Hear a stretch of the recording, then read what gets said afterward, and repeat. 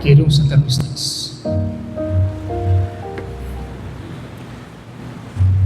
No dia de hoje, a igreja está celebrando o mistério da Trindade. Então hoje, a igreja pede que nós creiamos no mistério celebrado, para que depois, futuramente, lá nos céus, contemplemos esse mistério que foi acreditado.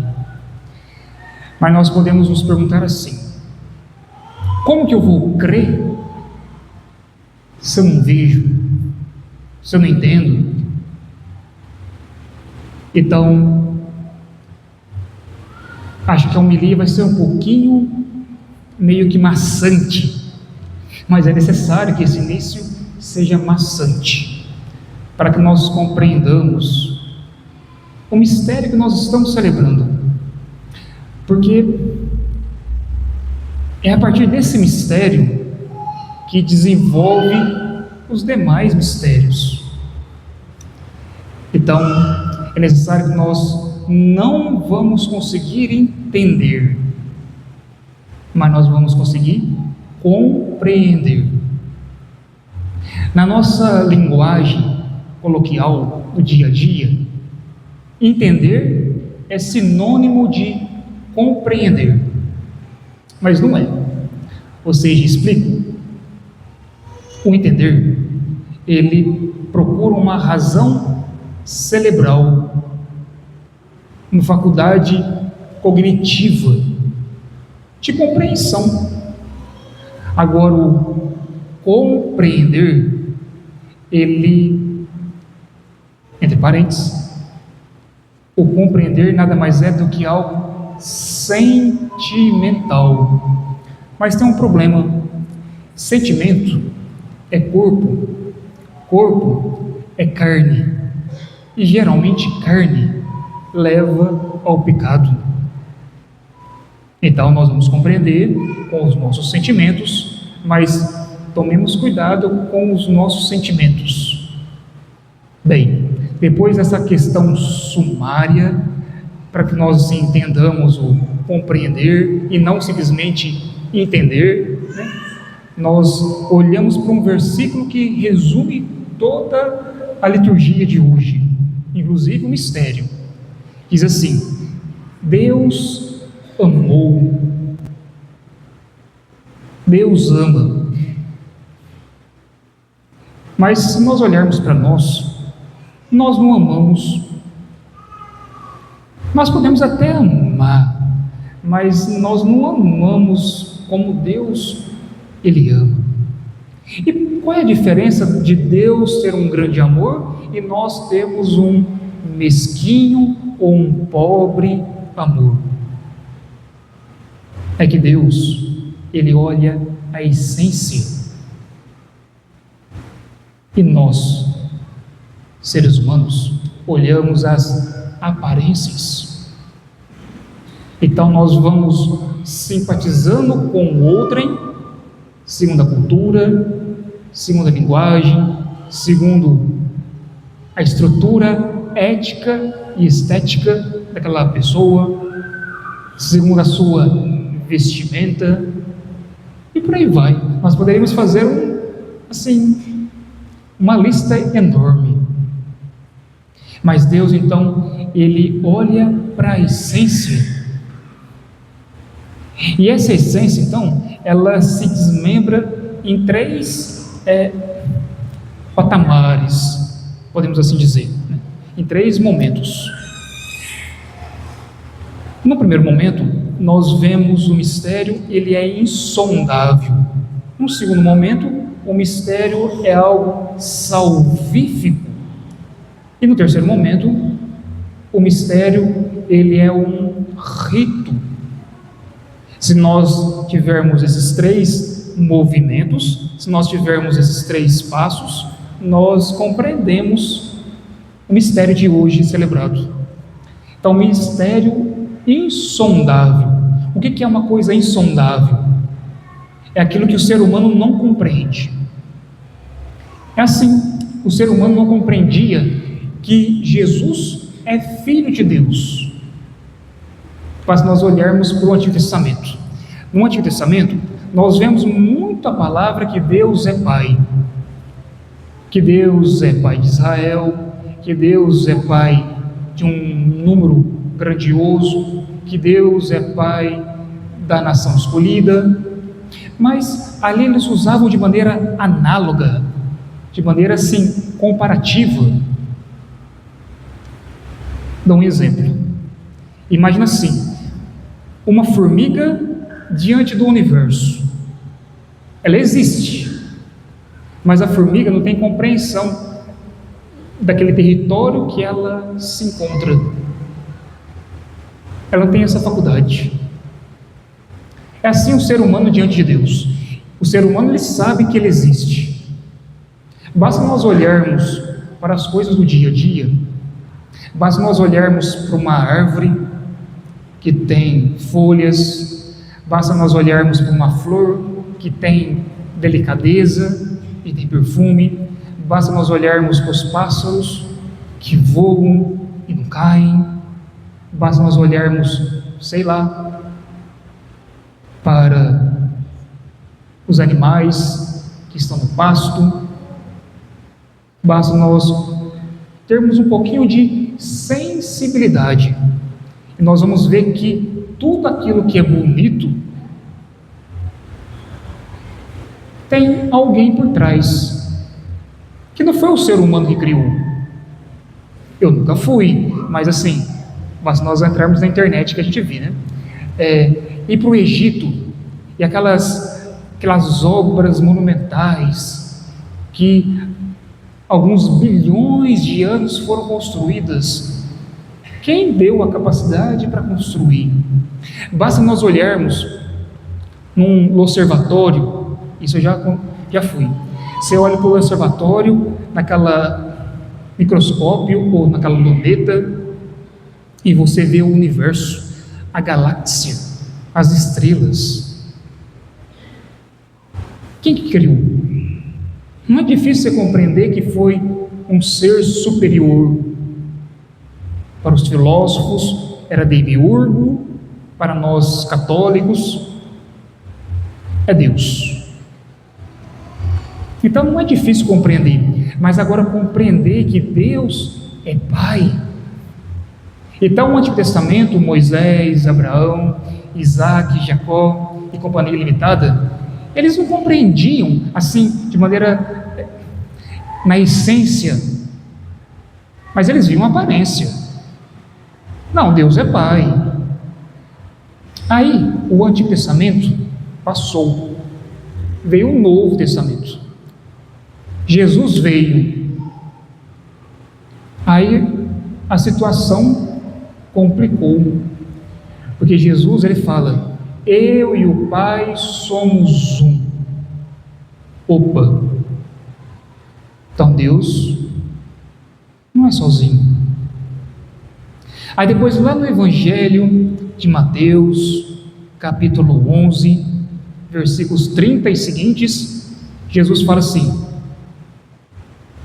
ninguém conhece o Filho a não ser o Pai, e ninguém conhece o Pai a não ser o Filho e aquele a quem o Filho quiser revelar. Jesus então é Filho de Deus. Aí, para piorar mais ainda a situação, aí vem o Evangelho de João, capítulo 1, o prólogo de João: no princípio é verbum Dei, no princípio era o verbo de Deus. Quem que é o verbo? Quem que é o Dabar? A palavra criadora é Jesus. Então, o princípio, ele já estava no seio do Pai. Quando Deus, ele se manifesta, né, a Abraão, depois para Moisés, depois os profetas, os patriarcas, Jesus já estava lá no seio do Pai, só que ele não tinha sido revelado. Mas Jesus nos deu conhecimento. Tanto é que lá na carta de São Paulo a Colosso, no primeiro capítulo, São Paulo vai dizer assim: hoje vemos o Pai como que através de um espelho, meio que ofusco, mas um dia veremos tal como Ele é. E aqui nós poderíamos falar várias passagens, né, que fala de Jesus e o Pai. Mas aí quando Jesus começou a falar que Ele e o Pai é um, os fariseus, os escribas, os mestres da lei, os doutores, quiseram matar Jesus. Então é mais fácil ficar na ignorância do que compreender quem é Jesus, quem é a Trindade. Então aqui nós estamos no mistério insondável. Mas nós não paramos no primeiro patamar. Existe o segundo mistério da salvação, salvífico. Esse mistério salvífico nós encontramos nas leituras de hoje, mas talvez é muito próximo de nós. Nós rezamos o terço, o rosário, e quando nós contemplamos o primeiro mistério, a anunciação do anjo a Maria, segundo mistério, Maria visita sua prima Isabel, terceiro mistério, o nascimento de Jesus. Então nós vamos passando pelos mistérios gozosos, dolorosos, luminosos, mas também os gloriosos. E ali nós vamos vendo nesses 4 mistérios a nossa vida, que é paixão, morte e ressurreição. Mas também é ascensão, mas também é dificuldade, é sexta-feira santa, mas também é domingo da ressurreição, é o grande boom. Então esse mistério salvífico, o mistério da salvação, nós encontramos a nossa história, e aqui nós encontramos as leituras, né, que eu dizia. Primeira leitura, livro do Êxodo. Moisés tinha adquirido os mandamentos, as 2 tábuas da lei, de um lado os 3 mandamentos, diz respeito a Deus, do outro lado os 7 mandamentos, diz respeito ao ser humano. Ele concedeu ao povo, o povo não concordou, murmurou, reclamou, não tem água, nós não temos alimento. Eles construíram, enfim, um bezerro de ouro. Moisés ficou furioso com aquilo. Moisés jogou as tábuas no chão, quebrou as tábuas. Moisés se arrependeu, subiu de novo a montanha, a leitura de hoje. Moisés levantou-se, viu que era noite e subiu no monte Sinai. Ele subiu de novo.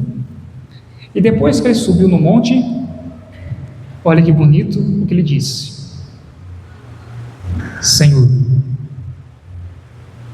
misericordioso, clemente, paciente, rico e fiel, eu te peço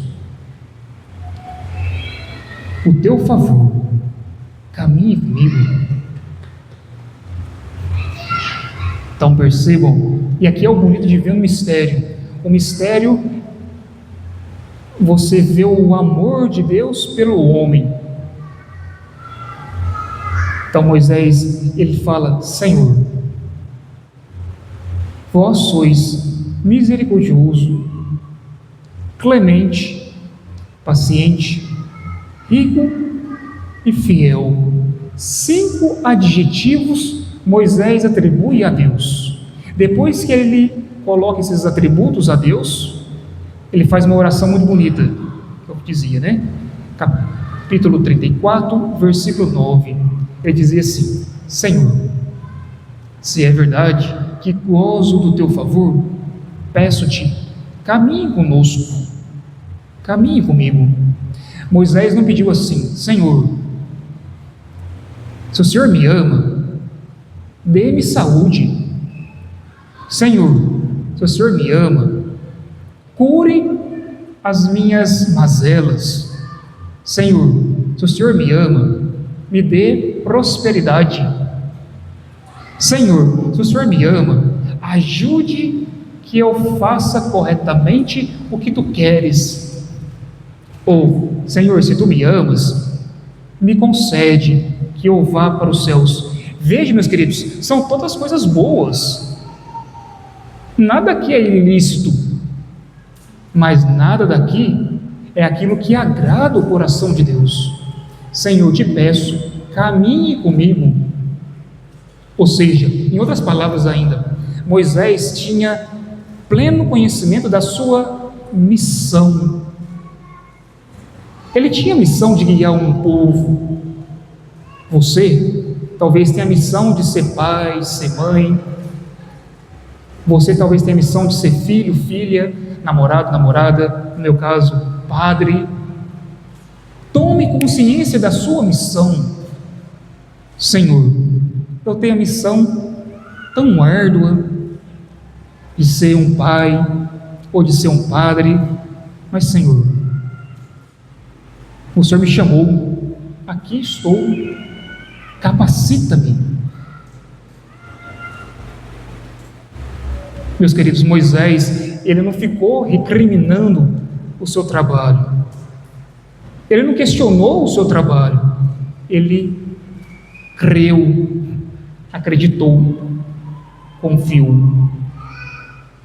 Pois bem, aí vem o salmo, que não é um salmo, né? É um trecho, é uma perícope do profeta Daniel, capítulo 3. Aí nós podemos dizer assim: por que na liturgia de hoje não teve um salmo, mas teve uma profecia? Uma questão muito simples. A profecia dizia: a vós louvor, honra e glória. Você só pode louvar, honrar e dar glória se você é iluminado pelo Espírito. Jesus me mostrou, Deus me criou, Jesus me mostrou o caminho, Ele é a verdade, a vida, o caminho. Agora, se eu não tiver a luz que vem do Espírito Santo, não consigo dar glória. E ver que tinha um superlativo, eternamente, bendito seja Deus de nossos pais, eternamente. Então não é só uma coisinha simples, né? Mas ainda no mistério salvífico, nós vemos a segunda leitura. Paulo, ele está na Macedônia. Ele já tinha escrito em Éfeso a primeira carta aos Coríntios.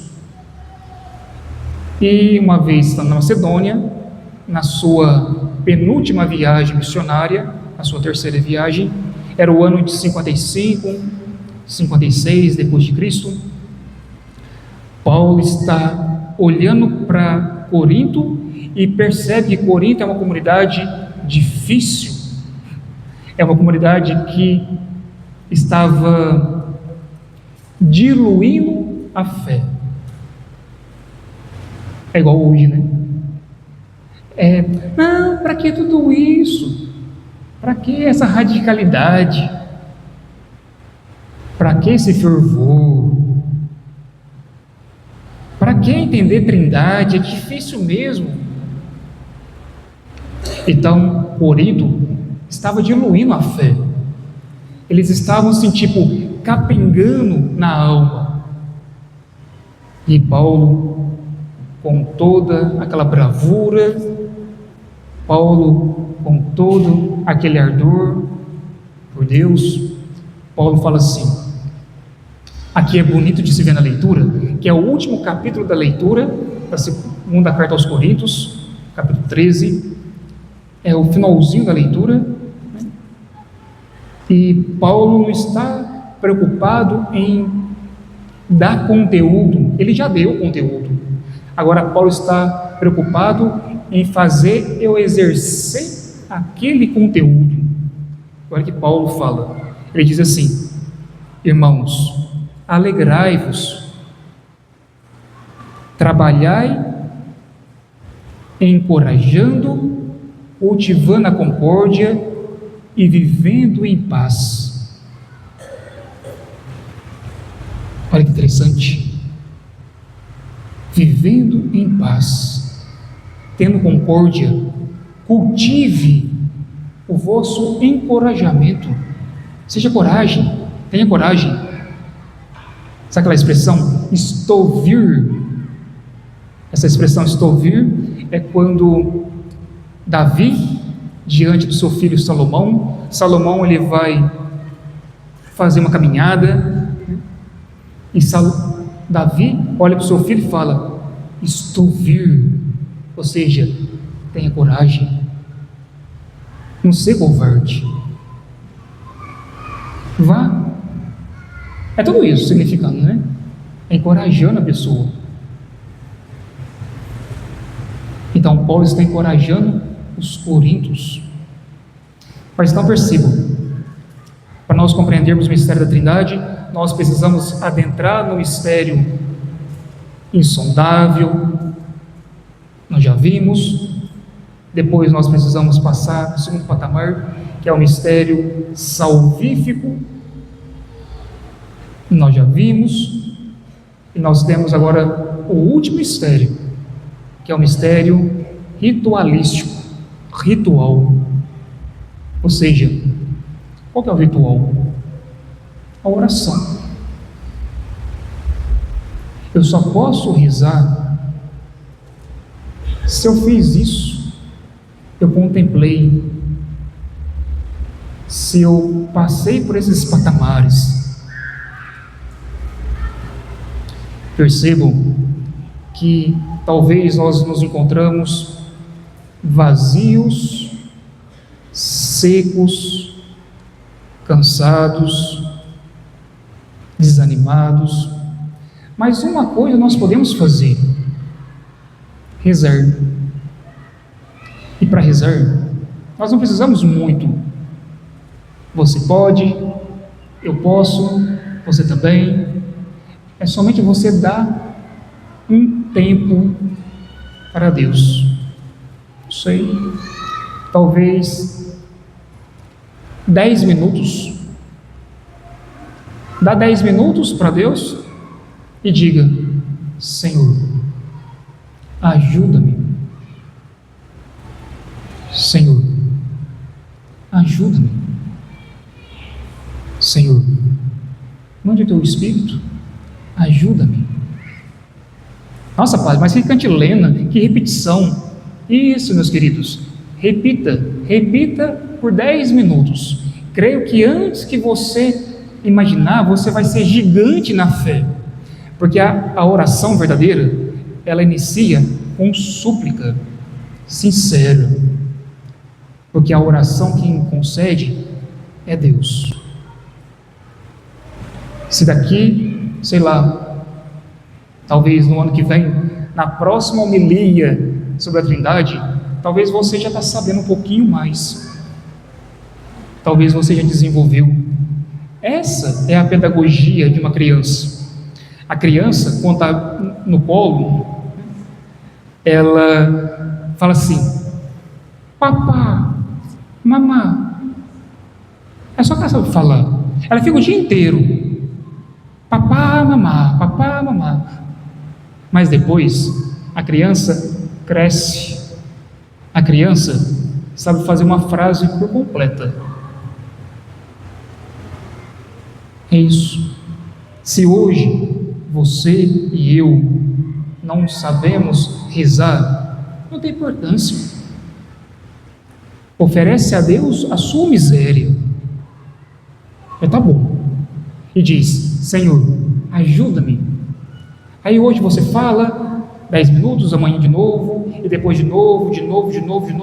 Chega um certo momento que você vai crescer, e você vai aprender a rezar. Foi isso que aconteceu com Nossa Senhora, quando lá na Galileia, na cidade chamada Nazaré, um anjo apareceu a uma mulher chamada Maria. Ela não compreendia aquela visualização, mas naquele momento ela não ficou preocupada com as aparências do anjo, mas ela ficou preocupada com a essência e a mensagem do anjo. É isso. Se nós nos preocuparmos em sermos bons cidadãos, nós até podemos ser, mas bons cidadãos não é sinônimo de bons cristãos. Sejamos de fato católicos, apostólicos, romanos. Amemos Deus com generosidade como Ele me amou. Glória ao Pai, ao Filho e ao Espírito Santo.